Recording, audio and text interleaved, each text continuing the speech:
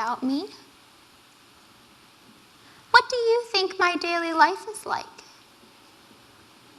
Do I have a job? Do I go to school? Or do I just stay at home?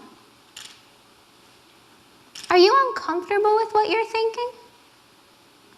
Most people are. But I'm here today to tell you that you don't have to feel that discomfort again. I'm now in my 3rd year of college at the University of North Florida. And let me tell you, it's been quite a ride. I'm the kind of person that has to be busy all the time. I joined a sorority my 1st year. I became a member of the Rotaract Club, doing service in the community of Jacksonville.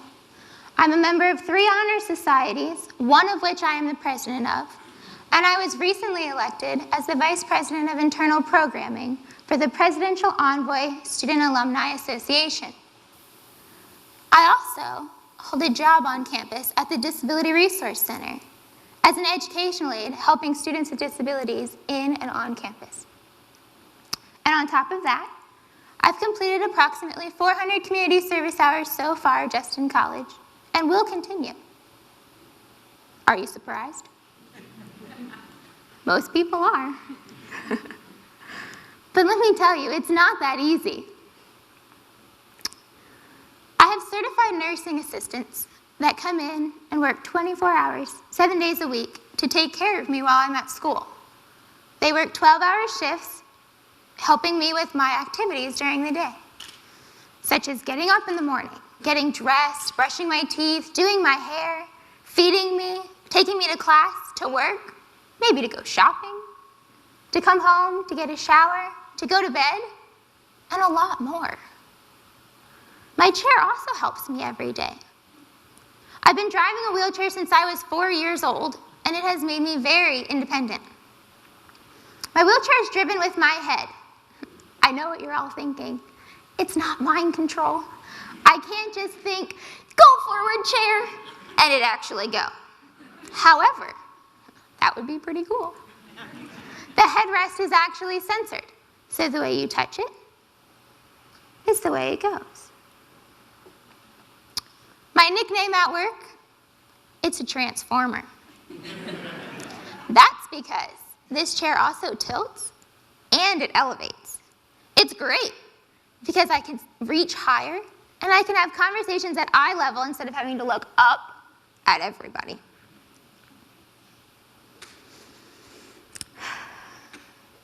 When I'm not at work, well, my chair also happens to function as a really nice bar stool.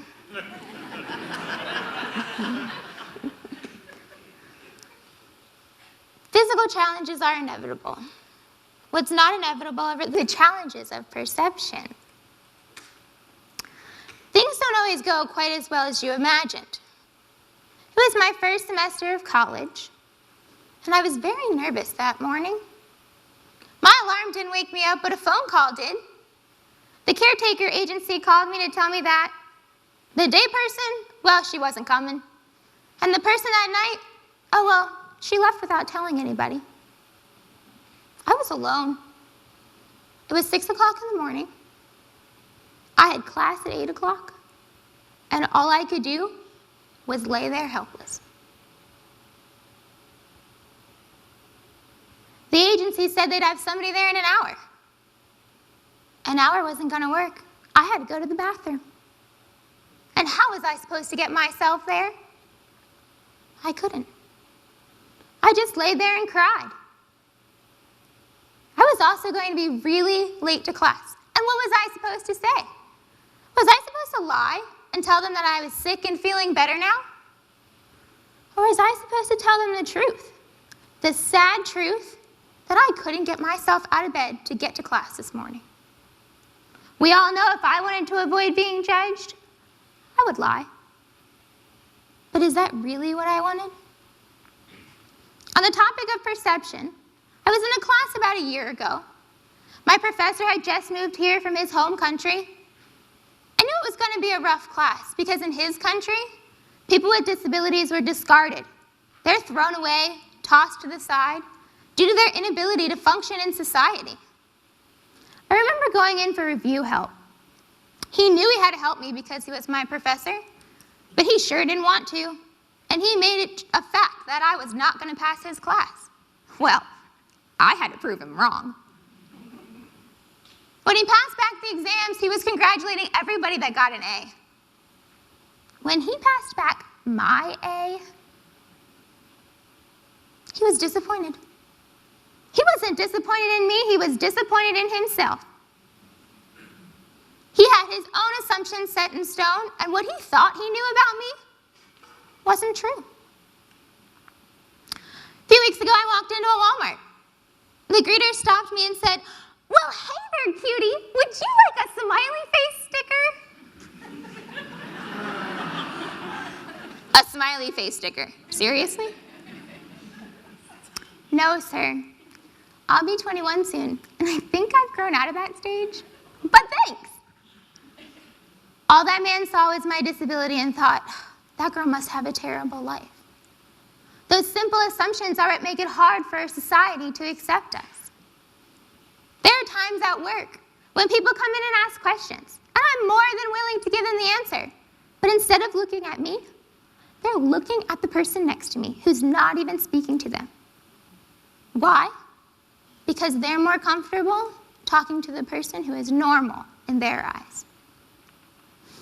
Now, I could go on and on about this lack of knowing, but Paul Longmore, a disability activist, sums it up quite nicely. He says, prejudice is a far greater problem than any impairment. Discrimination is a bigger obstacle to overcome than any disability. More often than not, it's not our disability that tears us down, but how others react to us. Are you still uncomfortable? Has your mind changed at all? I really hope it has. I'm no different than any of you. I may not do things in the traditional ways, but I find my own ways of doing the things I enjoy. For instance, I love to paint. I taught myself how to paint with my mouth when I was a little girl. And now I go on Pinterest, look up art, and come up with my own thing. I'm also a really good cook. I love to be in the kitchen, making all kinds of new recipes, and if you catch me on the right day, I might be baking cupcakes. And I love to go bowling. Now, no, I very rarely get a strike, and more often than not, my ball's in the gutter more than it's hitting a pin, but that's okay. It's still fun. These activities may require more assistance. And as I've mentioned before, my assistants aren't always reliable. My needs are no more complicated than any one of yours. I simply need dependable and reliable people to be there for me when I can't take care of myself. I have a solution. With my degree in health administration, I have created a program that will benefit students with physical disabilities to be able to go on and go to college and live their dreams. This program will use nursing students who are looking for the want to learn, who need clinical experience, who need internship opportunities, to be able to work with us in the dorms and live with us on campus.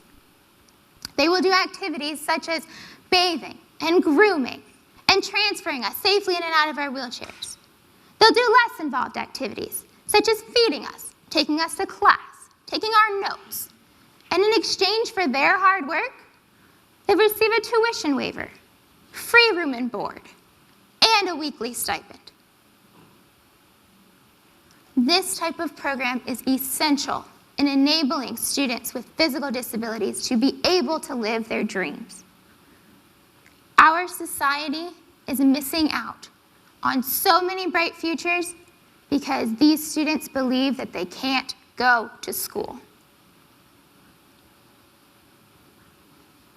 The day will come when you all will conquer the fear of the unknown. especially my unknowns.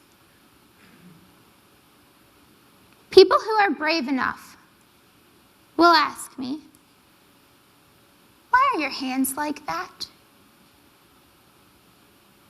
Why don't your arms work? I don't know.